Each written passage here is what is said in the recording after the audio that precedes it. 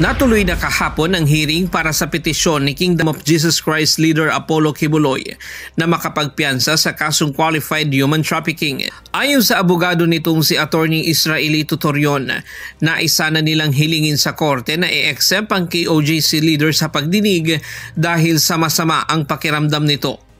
Ngunit napagtanto nila na hindi magiging maganda ang dating nito sa publiko. As a matter of fact, at around 10 o'clock in the evening last night, I was about to file a motion that he be excused from personally appearing today, but I figured that would not look good on the part of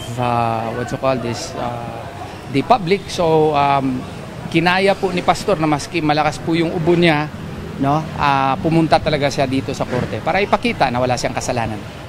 Nagbigay naman ng kanyang salaysay si alias Amanda, ang pangunahing complainant at witness sa mga kaso. Ayon sa abogado nitong si Attorney Joey Domingo, handa na sa cross-examination ng kanyang kliyente. Umaasa rin sila na hindi pagbibigyan ng korte ang hiling na ito ni Kibuloy. Very ready. Kasi pag nagsasabi ka naman ng totoo, handang-handa ka naman kasi wala kang kailangang i-twist sa mga sasabihin mo. So, handa po yung kliyente namin. Sa Huwebes ng hapon naman, ipagpapatuloy ang pagdinig sa petisyon. Bukod sa kasong qualified human trafficking, nahaharap din si Kibuloy at 5 iba pa sa kasong child abuse at sexual abuse.